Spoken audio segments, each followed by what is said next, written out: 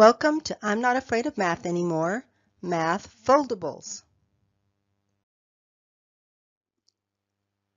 In this lesson, we will look at algebra expressions and we will learn about integers.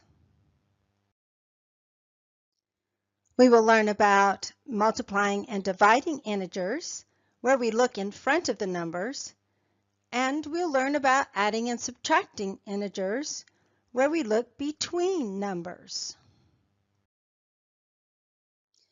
For multiplying and dividing, we will look in front of the numbers.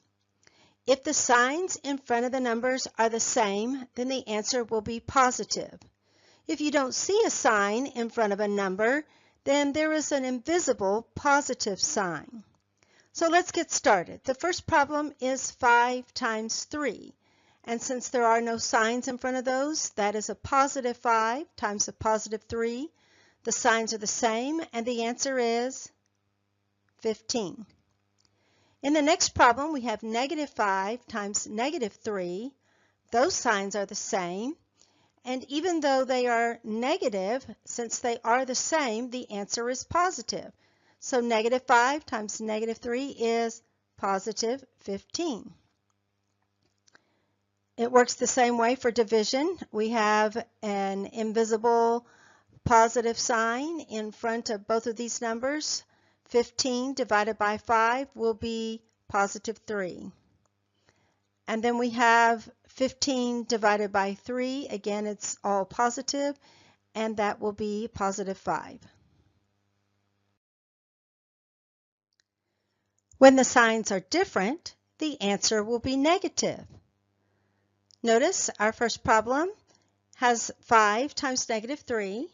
The 5 is a positive number. So we have different signs, and the answer is negative 15.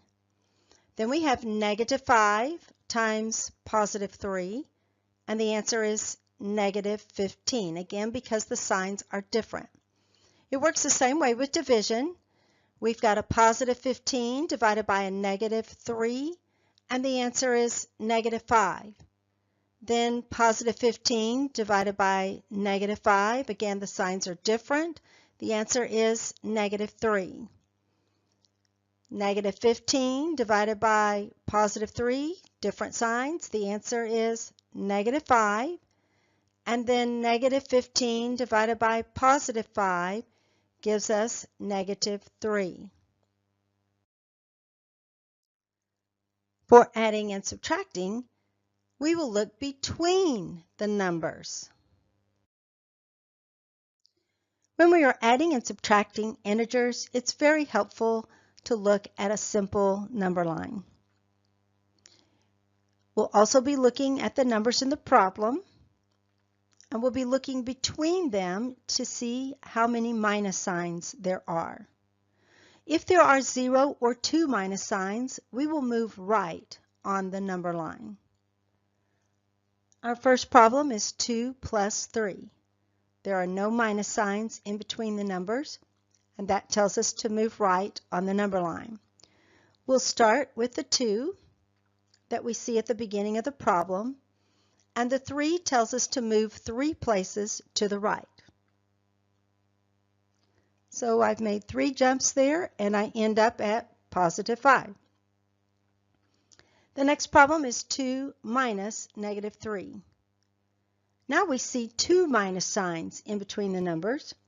And again, 0 or 2 minus signs tell us to move right. We'll be starting at the same number 2. We'll be moving 3 places to the right, so we'll end up at the same place also, which is positive 5. Down below, we see that we have negative 2 plus 3. We do not count the negative sign in front of the 2.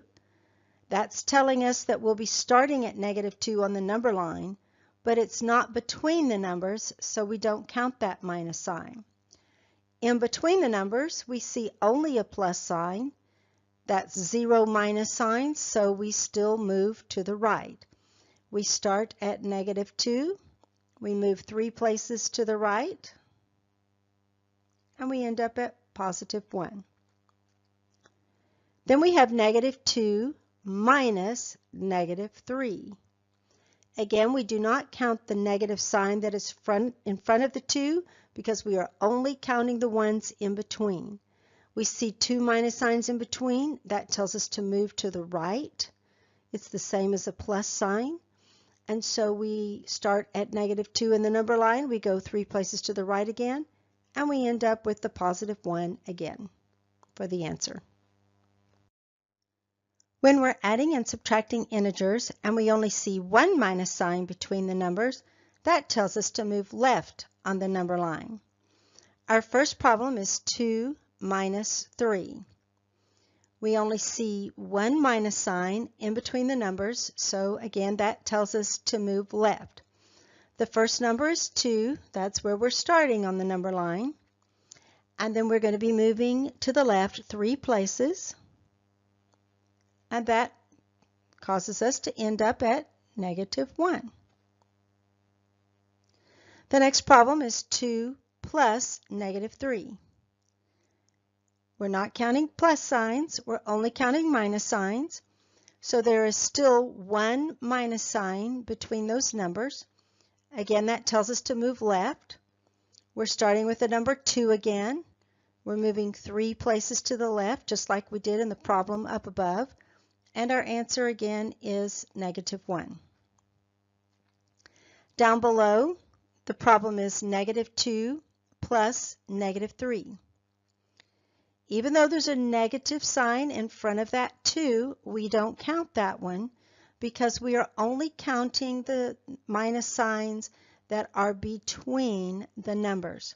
So in between the numbers, we see a plus sign and a minus sign. We don't count the plus sign, so there's only 1 minus sign in between. That tells us to move left. We start with the -2 on the number line, and we move left 3 places, and that gets us to -5. Below that, we have -2 minus 3. There's only 1 minus sign between the numbers. That tells us to move left. So again, we're starting at the same -2 on the number line, moving 3 places to the left and ending up at -5 again.